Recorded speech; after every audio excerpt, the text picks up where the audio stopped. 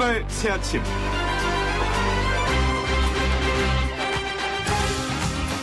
출발 새 아침 가족 여러분 안녕히 주무셨습니까? 지난 토요일은 현충일이었죠. 6월 6일은 나라를 위해 목숨을 바친 호국 선현들의 희생을 기념하는 날이지만 조기를 개항하는 집도 거의 없었고 대체 공휴일로 지정되지 않아서 그런지 현충일이라는 것 자체를 인식하지 못하는 사람들도 많았습니다. 공휴일이든 아니든 대한민국을 위해 목숨을 바친 진정한 애국 청년들을 잊어서는 안 될 것 같습니다. 그런가 하면 흑인 남성 조지 플로이드 사망 사건에 항의하며 폭력 시위를 번졌던 미국의 시위가 주말 동안 최대 규모의 평화 시위로 바뀌었다는 소식도 전해졌습니다. 제도 개혁을 통해 경찰 폭력과 인종차별을 끝내자는 목소리가 울려 퍼졌다는데요. 참으로 다행입니다. 잘 진정되기를 바라겠습니다. 한편 21대 첫 국회 본회의가 5일 열렸죠. 하지만 통합당의 보이콧으로 야당 몫의 국회 부의장은 선출되지 못했고 국회의장이 7일 중재를 시도했음에도 21대 국회 상임위원장을 둘러싼 여야 이견은 좁혀지지 않았습니다. 법사위원장 자리가 중요하긴 한가 봅니다. 따뜻하고 상식적인 보통 사람들이 즐겨듣는 YTN 라디오 노영의 출발 새 아침. 지금부터 새로운 마음으로 힘차게 시작해 보겠습니다.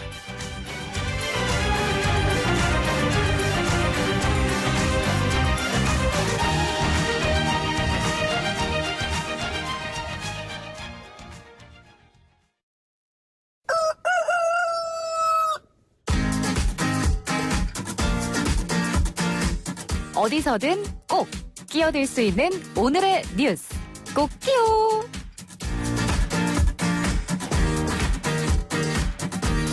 매일 어디서든 꼭 끼어들 수 있는 오늘의 뉴스를 골라 정리해주는 시간입니다. 꼭 끼워 시간 오창석 시사평론가와 함께하겠습니다.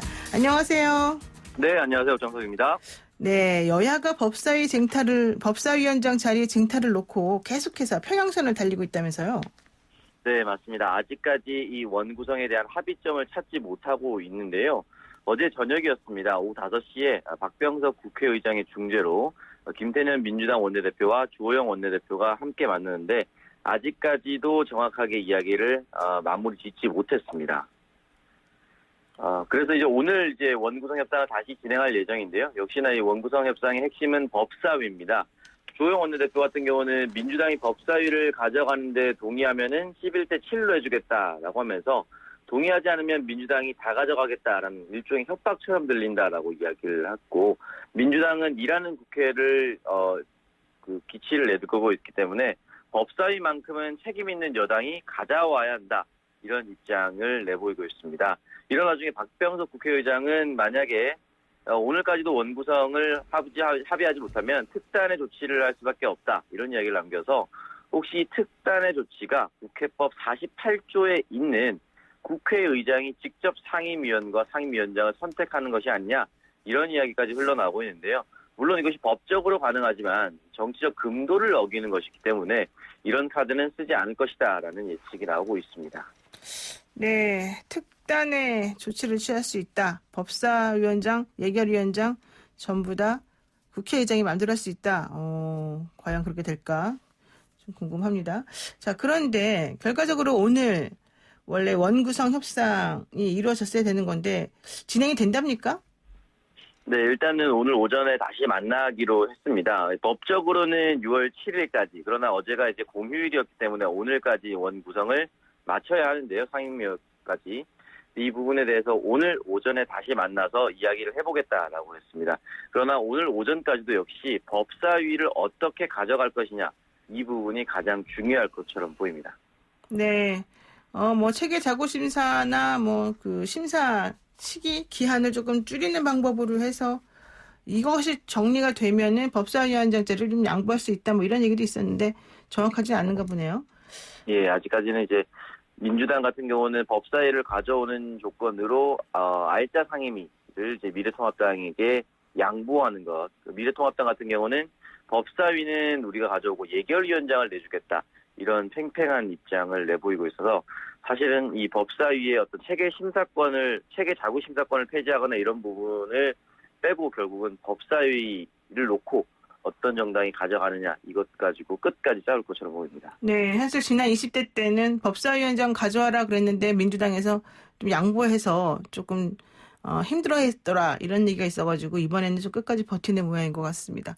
자, 그리고요, 롯데월드에 고3 확진자가 방문을 한 것이 확인이 되면서 롯데월드도 영업 중단이 됐고 고3 학생의 학교도 등교 중지가 됐다는데 어떻습니까? 네, 일단 서울 잠실의 대형 놀이공원인 롯데월드가 이제 어제 오후 영업을 조기 종료했는데요. 바로 3일 전에 친구들과 놀러 갔던 고등학생이 코로나 확진 판정을 받았기 때문입니다.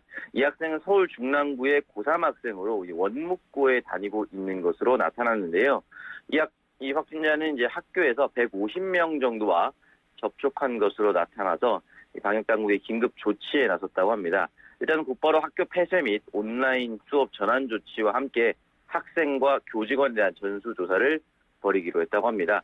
일단 학생과 교직원은 600명 정도로 나타나는데 학교 운동장에서 선별 진료소를 설치하고 그 결과는 9일에 공지할 것이다라고 이야기를 남겼습니다. 롯데월드는 이 사실을 확인하자마자 이 오후에 롯데월드 안에 있던 모든 고객들을 내보냈고 환불 조치했다라고 했습니다.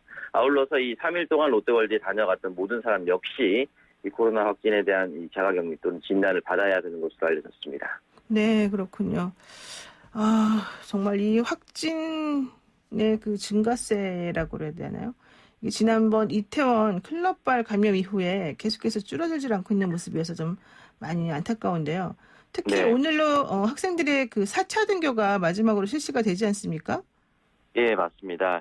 이제 오늘 마지막 4차 등교인데요. 중학교 1학년과 초등학교 5학년과 6학년이 대상입니다. 이미 그 학교들 대부분이 격주제와 격일제 등으로 원격 수업을 병행하고 있지만 오늘로써 이제 모든 학생들이 이제 등교를 하면서 공식적으로 전국 595만 명이 모두 학교에 나가게 됐습니다.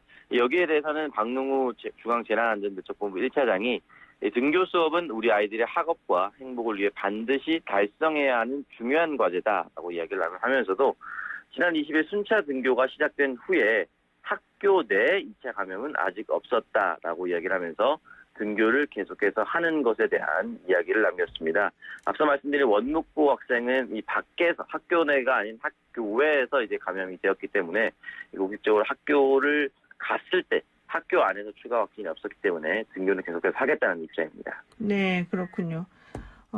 그런데 사실 부모님들 입장에서는 걱정이 이만저만이 아닐 것 같은데 이 고위험 시설 입장 뭐 이런 것 관련해서 또 QR코드 의무화하는 그런 전자출입 명부가 도입이 되면서 학생들은 물론이고 뭐 직장인들 또 일반인들 모두 어느 정도 방역이 성공할 수 있을까 이게 좀 걱정인 것 같아요.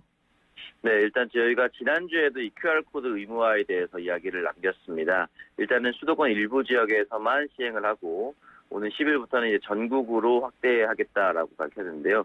이 부분에 대해서 아직까지 이제 자영업자들이나 소상공인들이 잘 받아들이지 못하거나 또는 어떻게 해야 되는지 잘 모르는 경우가 있는 것 같습니다.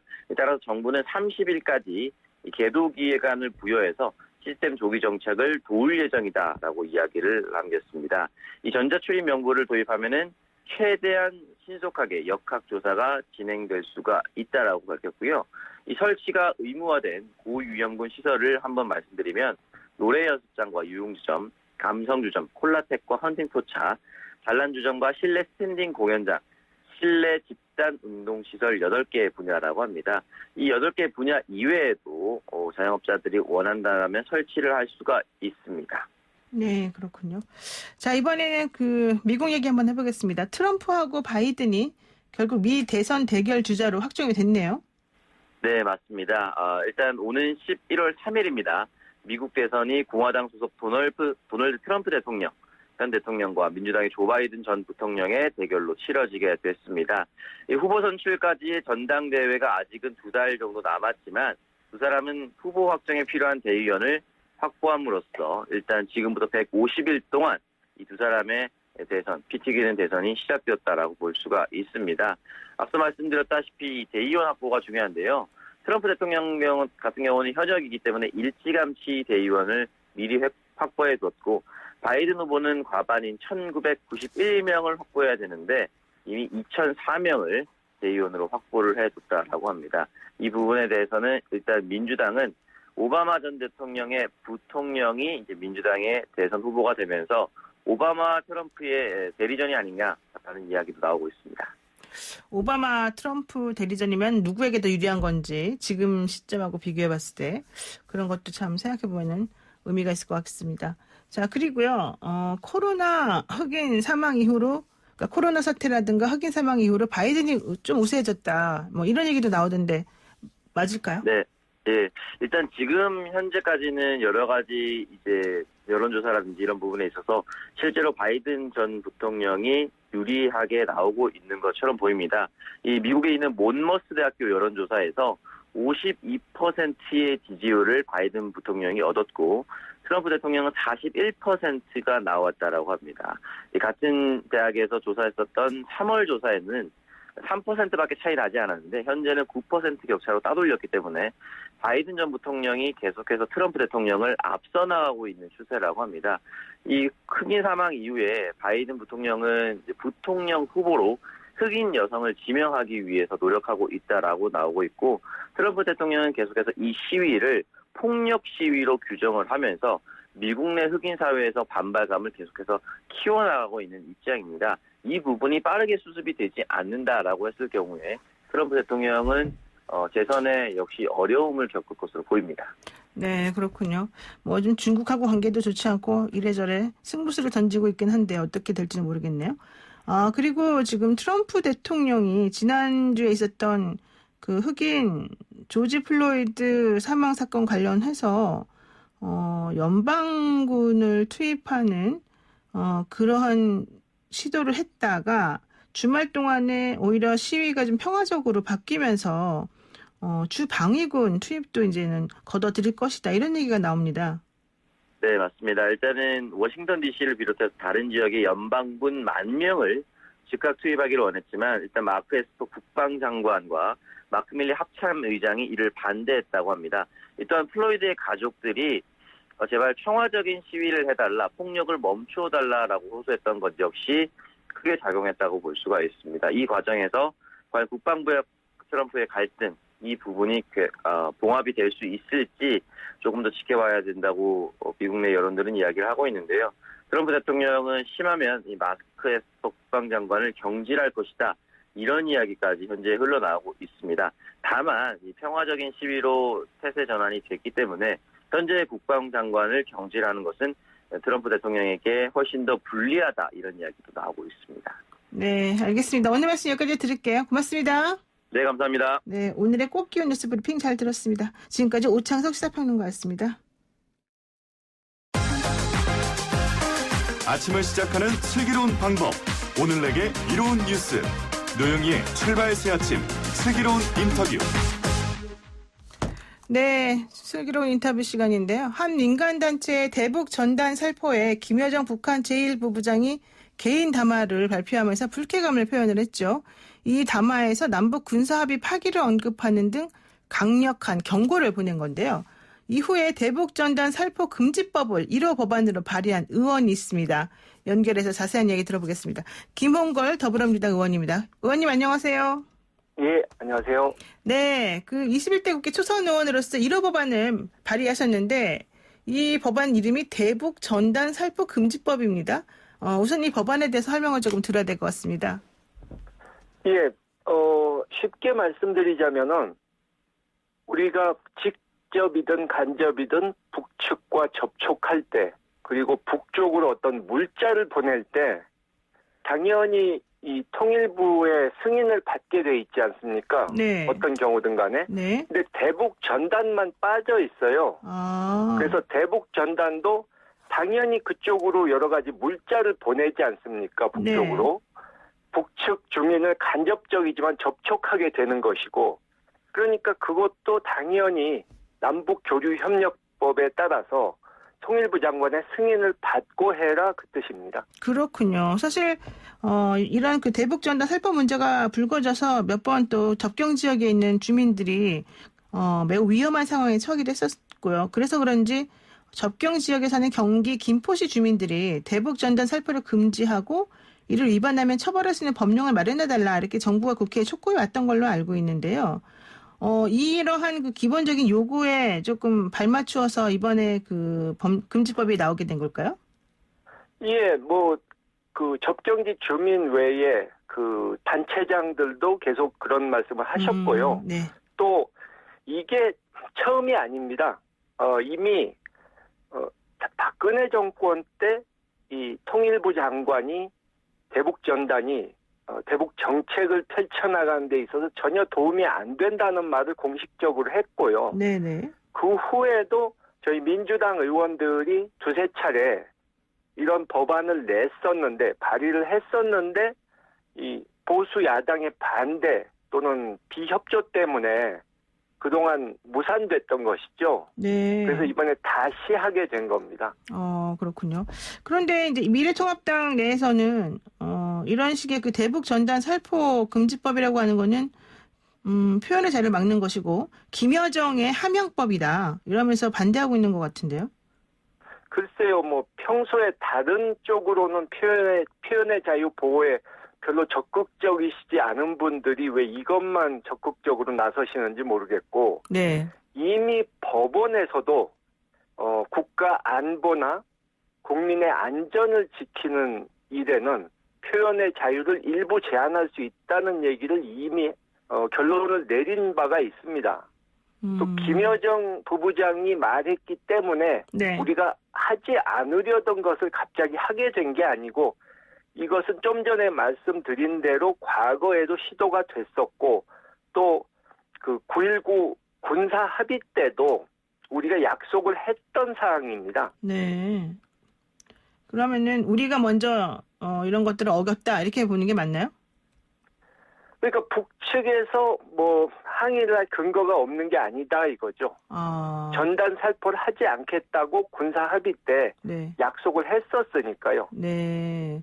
근데 이걸 이번에 사실은 그 민간 단체도 그렇고 또 국회의원으로 당선된 그 탈북자분 중에 몇 분이 이거를 좀 주체적으로 도와서 하신 거 아닙니까? 그런데 며칠 전에 이제 이 뉴스에서 언급이 됐지만 네. 탈북민 단체 중에서도 좀 회계가 불투명한 곳들이 있고 네. 또 이런 대북 전단 살포를 명분으로 후원금을 걷는 그런 단체들이 있는데 이것이 일부 단체는 후원금 걷기 위한 수단으로 이용되는 그런 측면도 있거든요. 네. 그렇기 때문에 좀 그런 순수성도 좀 의심을 해봐야 합니다. 그러니까 순수하지 않다. 오히려 이런 걸 함으로 인해서 좀 돈 후원금을 마련하기 위해서 하는 것이다. 이렇게 보네요. 그런 목적으로 하는 단체도 있는 것 같다 이거죠. 네.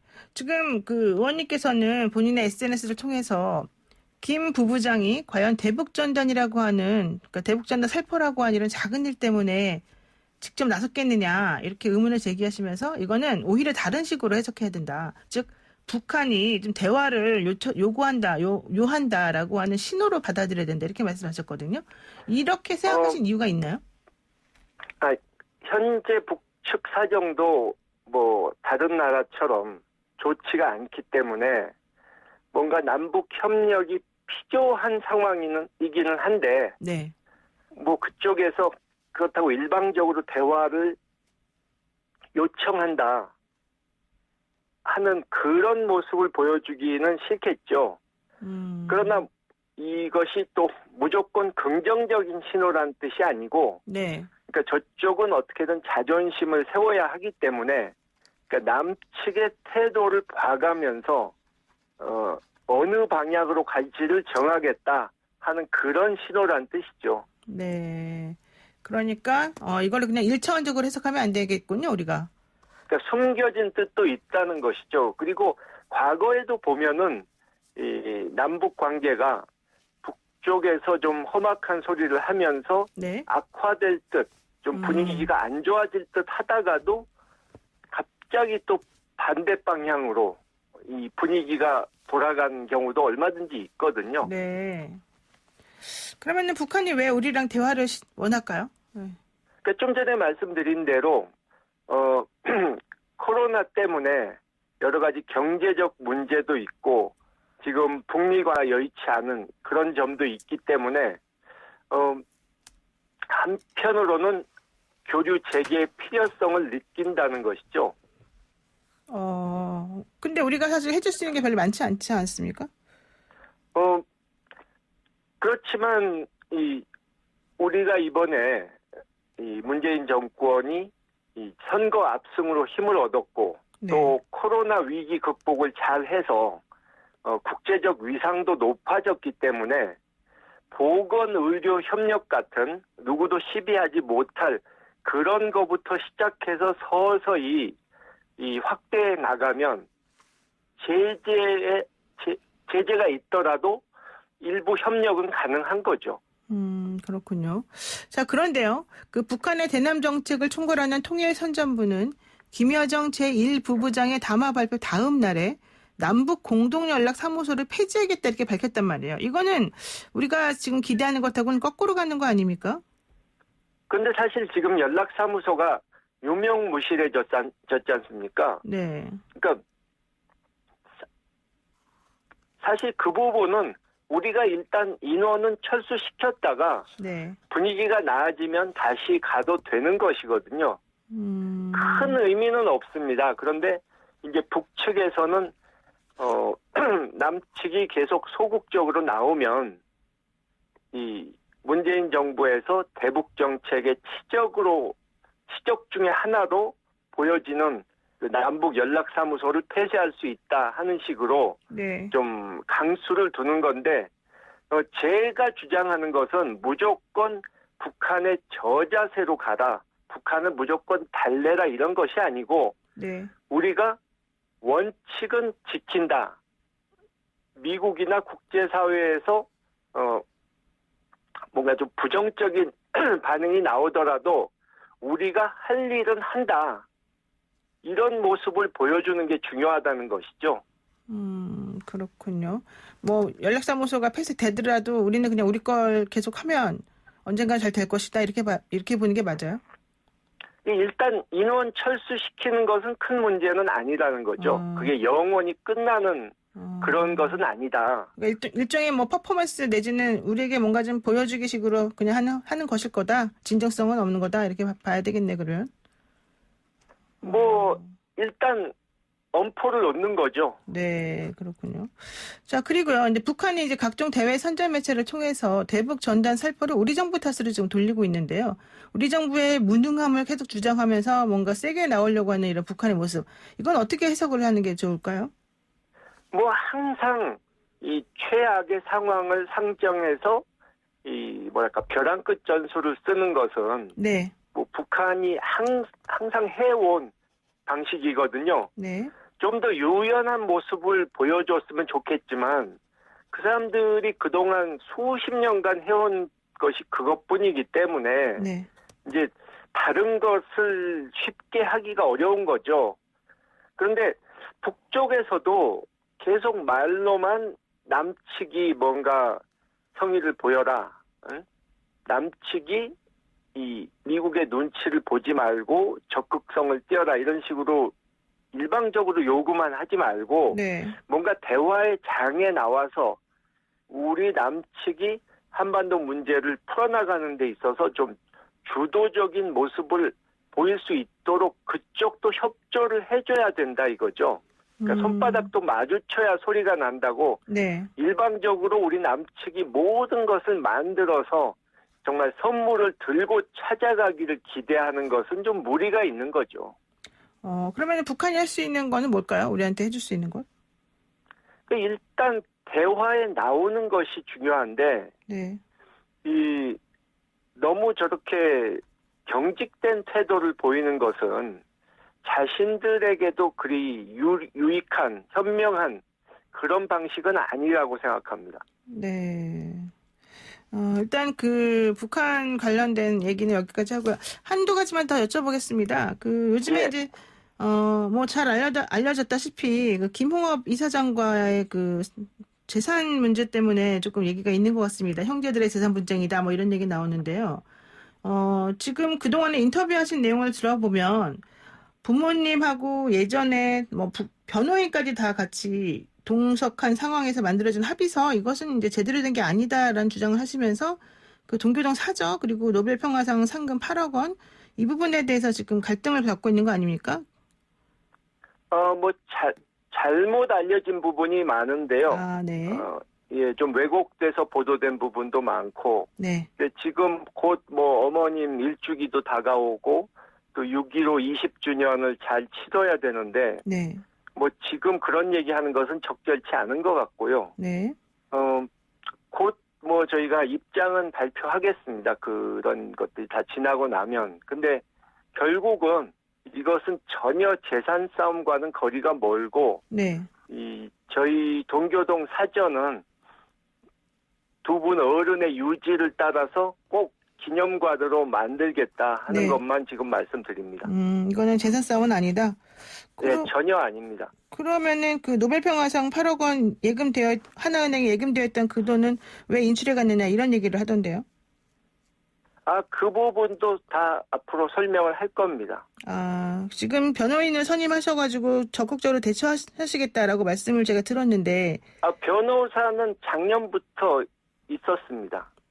그래요? 그러면은 그동안의 입장이 정리가 안 돼. 유언장에 관한 부분이 있었기 때문에. 네. 그럼 언제쯤 그 입장을 정확히 발표를 하실 건가요? 그러니까 지금 말씀드린 대로 네. 6.15 행사가 끝난 이후에 6.15? 예. 알겠습니다. 그러면 6.15 이후에 다시 한번 저희가 모셔서 좀 자세한 얘기 듣도록 하겠습니다. 고맙습니다. 예, 수고하세요. 네, 오늘 말씀 여기까지 듣겠습니다. 지금까지 김원걸 더불어민주당 의원이었습니다. 노영희의 출발 새 아침 1부 순서 여기서 마치고요. 저는 잠시 후 2부로 돌아오겠습니다. 친절한 시사, 시원한 통찰, 노영희의 출발 새 아침, 슬기로운 인터뷰.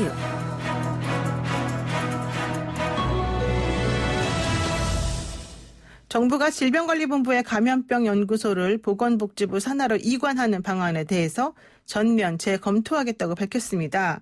오늘은 국립보건연구원과 감염병 연구소의 이관 반대 목소리를 내면서 질병관리청 승격 제대로 해달라 이렇게 국민청원을 낸 이재갑 한림대 강남성심병원 감염내과 교수와 연결해서 질병관리청 승격과 수도권 내 감염 확산 양상에 대한 이야기 나눠보도록 하겠습니다. 교수님 안녕하세요. 예, 안녕하세요. 네, 지난번에 질병관리본부의 청승격이라고 하는 얘기가 나와서 국민들은 참 잘 됐구나라고 했는데 이게 사실은 제대로 된 승격이 아니다. 손발을 다 잘라냈다. 이런 얘기가 나오지 않았습니까? 네, 예. 이건 뭐 때문에 그런 말씀이 나온 거죠? 일단 질병관리본부가 질병관리청으로 승격되면서 네. 그러니까 전반적인 이제 권한과 기능이 이제 확대되는 걸로 대부분의 분들도 이해를 했고 저희 감염병 전문가들도 다 그렇게 이해를 하고 있었거든요. 네.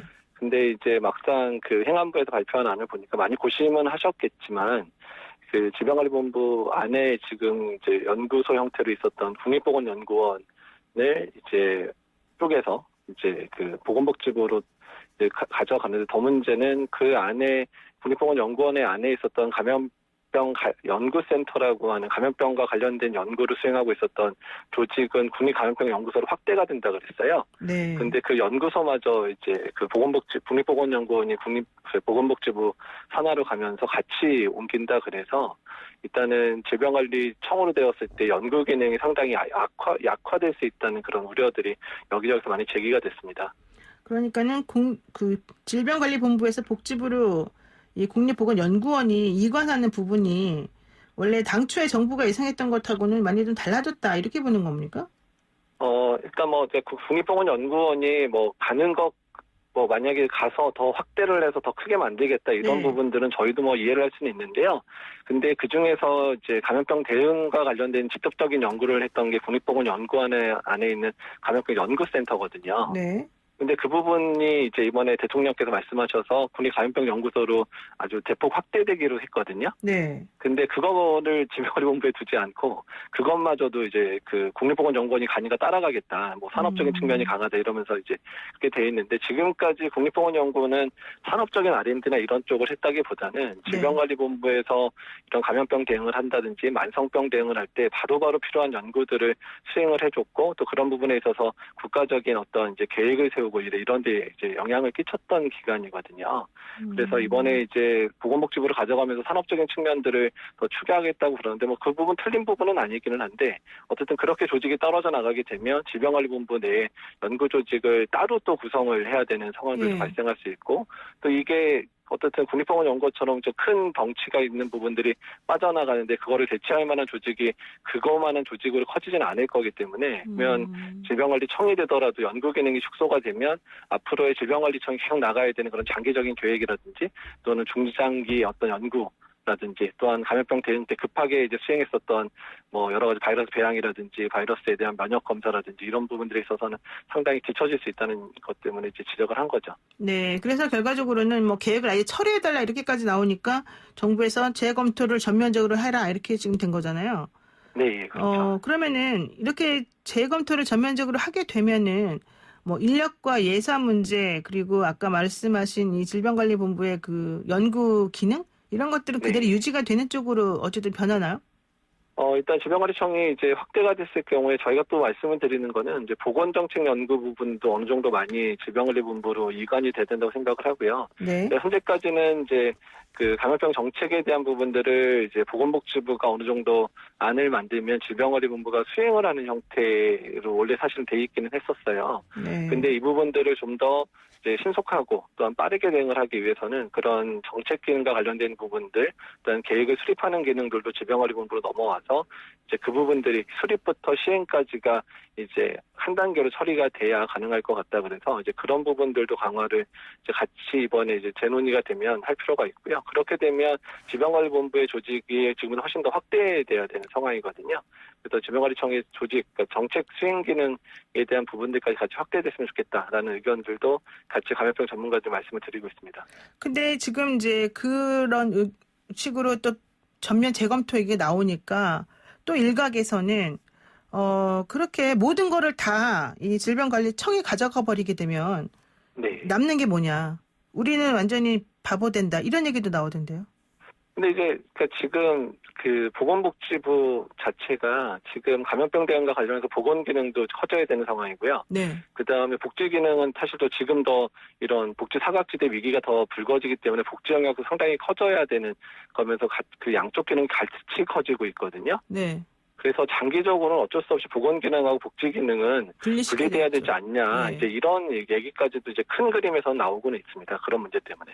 그러니까 차라리 보건부하고 복지부를 뭐 나눠라. 그래서 보건부 하나. 왜냐하면 보건의료 전담 차관이 신설되는 걸 또 얘기하고 있으니까 어차피 이럴 것 같으면 그냥 차라리 장관을 2명으로 만들고 차관도 2명 만들고 조직을 아예 분리시키는 게 맞지 않겠느냐 이런 얘기 나온단 말이에요. 그렇습니다. 이제 그런 부분들도 장기적으로 논의가 돼야 되는데 일단 감염병 전문가들이나 이제 이런 분들이 생각했었을 때 이제 그 메르스 이후에 이 얘기 한번 나왔었는데 보건부랑 복지부 독립까지 얘기가 나오니까 너무 담론이 커지니까 이두저도 안 되면서 질병관리본부의 청승격도 그 당시에 워낙 시도가 됐는데 아예 하지도 못했거든요. 네. 그러니까 이번엔 단계적으로 질병관리청에 이제 보건정책 기능을 어느 정도 좀 가져와서 좀 질병관리청으로 키워놓고 그다음에 장기적으로는 이제 그런 정부 조직법 개편안이 이제 본격적으로 마련될 때 보건부나 복지부가 독립되는 안까지도 고민해야 되지 않겠냐 이런 의견들이 있기는 있습니다. 네.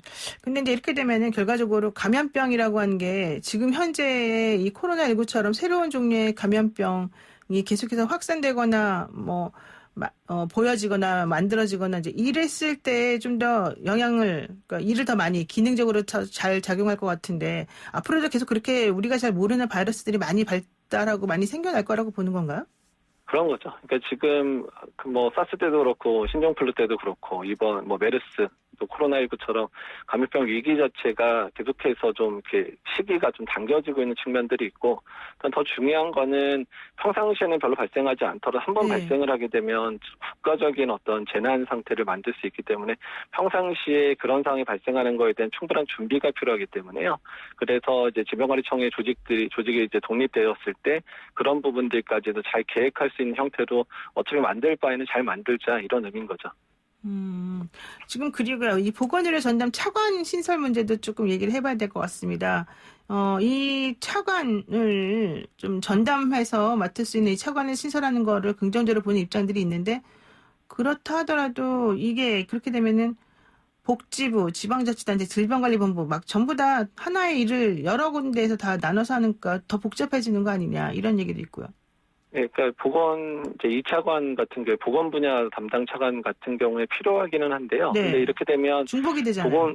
그죠. 보건부 차관에 질병관리청장도 지금 차관급이잖아요. 네. 그러면은 이제 권한에 이제 충돌이 있을 수 있는 부분들이 있으니까 그 부분들을 어떻게 할 건지에 대한 고민들도 필요한데, 뭐 저의 개인적인 의견이기는 한데 질병관리청장이 아예 제2차관을 겸임하는 건 어떻겠냐 이런 생각도 하고는 저희 개인적인 생각인데 이거는 그런 부분도 해서 보건 기능 자체를 질병관리청으로 같이 묶는 방법은 어떻겠냐 이런 생각도 좀 뭐 저는 개인적으로 하고 있습니다.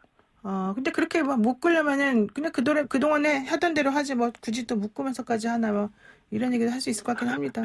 그래서 기동민 의원 같은 경우는 그래서 아예 질병관리 본부를 질병관리처로해서 총리산하로 올리자는 얘기도 또 하시잖아요. 네. 그래서 여러 가지 안들이 검토되고 있고 어쩌면 이러면서 생산적인 논의가 가능하지 않을까 이렇게 예상을 하는 거죠. 근데 사실 또 이런 것도 있어요. 예를 들면 국립바이러스연구소도 또 복지부랑 과학부에 각각 신설한다 뭐 이런 얘기 나오거든요. 근데 이렇게 되면 밥그릇 안 뺏기려고 그냥 서로 간에 이런 식으로 좀 이기적으로 행동하는 거 아니냐 뭐 이런 얘기도 나오던데요. 일단 그 부분에 있어서는 이제 보건복지부랑 과학기술정보통신부가 상의해야 될 부분이기는 한데요. 네. 그게 이제 바이러스 연구소가 국립감염병 연구소 형태가인 거거든요. 근데 이제 그 부분에 있어서는 논의가 좀 필요할 것 같고요. 만약에 이제 보건복지부가 생각하는 그런 미국에서의 NIH 국립보건원과 같은 조직으로 만들 거면 만약 그렇게 확장해서 크게 만들 거면 그렇게 되면 과학기술정통부 안에 있는 그런 여러 이제 출연연들 중에 생명공학을 다루는 쪽도 그쪽 국립보건원이랑 이제 통합을 하든 협력을 하든 이런 관계들까지 만들어야 이제 미국과 같은 그런 위상을 가질 수도 있거든요. 그러니까 그렇게 되는 상황은 좀 더 큰 담론에서 논의될 부분이라 감염병 전문가가 얘기 드릴 상황은 아닌 것 같습니다. 그렇군요. 그리고요, 지금 제일 걱정되는 게 수도권 내 감염 확산이 계속되면서 깜깜이 감염이라고 하는 걸 사실 제일 걱정을 합니다. 최근 2주간에 깜깜이 환자 비율이 8.7%로 늘었다. 근데 앞으로 더 많이 늘 수밖에 없을 거다. 이제 물놀이철도 되고 뭐 여러 가지 활동을 많이 하게 되니까요. 이렇게 얘기를 하고 있습니다.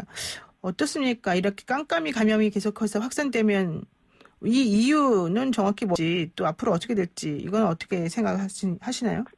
이제 5월 6일 이제 생활 속 거리두기 시행되고 나서 아마도 이태원, 그 다음에 이제 조천 물류센터, 그리고 저쪽 개척교회 또 이번에 또 다단계 이런 식으로 이제 여러 집단 발병이 생기면서 기저의 환자 숫자가 많이 늘어난 걸 보실 겁니다. 네. 한번 이렇게 이제 그런 집단 발병 숫자가 늘어나긴 하지만 떨어지더라도 한 20명대였다가 부천 물류일 땐 30명대가 됐다가 지금 이제 개척교회라든지 탁구장 이런 데서 유행하면서 지금 30-40명대로 지금 기저의 확진자 발생 수가 늘어나고 있고 그 중에 말씀하신 대로 깜깜이 감염이 늘어나고 있어서 전반적으로 지역사회 감염의 패턴들이 점진적으로 계속 증가되고 있는 상황들이거든요. 네. 그러면서 우리가 보통 얘기하는 기초재생산 지수도 이제 시간이 지나면서 계속 올라가고 있는 상황이라 지금 상황에서 만약에 강하게 억제해서 발병을 떨어뜨리지 않는다면 만약에 2-3주 있다가는 지금의 발병보다 훨씬 더 많은 환자가 발병할 수도 있는 상황들이 될 수 있어서 지금이 어쩌면 다시 한번 이제 우리의 지금 방역 정책의 수준을 결정해야 되는 그런 중요한 기로에 다다랐다 이 생각이 듭니다. 그러면은 지금 말씀하신 게 매우 중요한 부분인 것 같은데 이 시점에서 억누르지 않으면 앞으로 어떻게 될지 모른다는 거잖아요. 그러면 어떻게 억누르나요? 그러니까 방법은 이제 보건복지부와 질병관리본부가 결정을 해야 되겠지만 아예 고강도 사회적 거리두기로 아예 다시 돌아가거나 아니면 문제가 되는 영역들이 이제 계속 현장 참여형으로도 받든지 해서 계속해서 점검해서 그런 부분들을 이제 고쳐나가는 둘 중에 하나인데 지금 상황은 개별적으로 접근해서 하기에는 너무 광범위하기 때문에 힘드니까 국민들의 참여를 유도해서 이런 그런 밀집 시설이라든지 밀폐된 시설에 이제 가지 않도록 이제 계속 캠페인을 해야 되기 때문에 어차피 그렇게 되면 사회적 거리두기로 다시 돌아가는 상황밖에 될 수가 없거든요. 그래서 많은 전문가들이 얘기하지만 경제적인 상황들도 녹록지 않은 거는 이해를 하지만 감염병이 너무 확산되게 되면 경제 상황이 다시 악영향을 끼칠 수 있으니까 지금 수준에서 이제 사회적 거리두기를 회귀해야 되는 게 아니냐라는 의견들이 많습니다.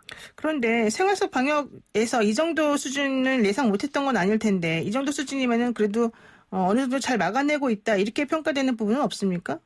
일단 아까도 말씀드렸지만 점진적으로 계속 환자 발생 곡선이 이제 올라가고 있기 때문에 지금 단계에서 만약에 어느 정도 이렇게 억제하는 방법들을 사용하지 않으면 이게 급격하게 곡선이 꺾여서 올라갈 수 있게 될 상황들이 얼마 남지 않은 것 같거든요. 그러니까 점진적으로 증가되고 있는 패턴들이 중요하기 때문에 지금 상황에서 다시 하강 곡선을 그리게 만들 만한 뭔가 뾰족한 방법을 찾아야 되는데 그 방법이 백신이 나오기까지는 사회적 거리두기 외에는 특별한 방법이 없는 거거든요. 네. 예, 그래서 지금이 이제 일단은 수도권에서의 발병 상황들을 억제할 수 있는 어쩌면 이번 주가 마지막 기회가 될 수도 있다는 얘기를 하는 겁니다. 그러니까 이번 주 안으로 특단의 결단을 내려서 고강도 사회적 거리두기로 돌아가는 것이 더 좋겠다 이렇게 보시네요. 예, 그래야지 지금 올라가고 있는 수준을 꺾을 수 있지 않을까 생각이 든다는 거죠. 지금 안 그래도 그 말씀 관련해서 좀 얘기해야 될 게 바로 롯데월드에서 감염 확진자가 방문했는데 그 사람이 고3 학생이었단 말이에요. 물론 롯데월드가 이틀 동안 영업 중단하기도 했고 확진자가 있는 학교도 등교를 다 중단했습니다만은 8시간 동안 놀았다고 합니다. 이거는 어떻게 봐야 됩니까?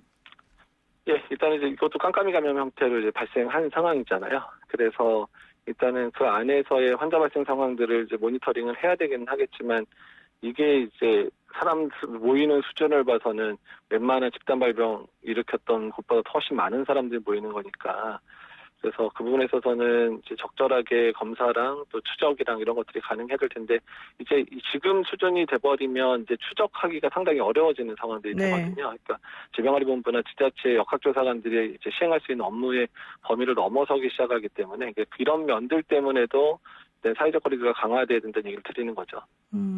마지막으로 하나만 여쭐게요. 지금 해수욕장 개장을 지난번에 했는데 하루 3만 명이 넘게 다녀갔다는 거예요. 그런데 마스크를 끼라고 할 수는 없는 상황이긴 합니다. 자, 물놀이 어떻게 해야 됩니까?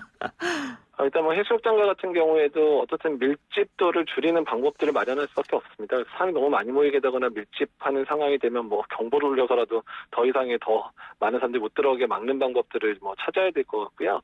실내 수영장이라든지 워터파크 같은 부분들은 이미 계획이 돼 있지만 이제 들어가는 입장객 수를 제한을 하는 것을 통해서 일단은 이제 밀집도를 줄이는 상황들이어야 되고요. 내부 상황에서의 그런 음식물 섭취라든지 이런 부분들과 관련해서는 적절한 그런 가이드가 또 제시돼야 될 것 같습니다. 네, 알겠습니다. 오늘 말씀 잘 들었습니다. 고맙습니다. 네, 감사합니다. 네, 지금까지 이재가 한림대 감염내과 교수였습니다.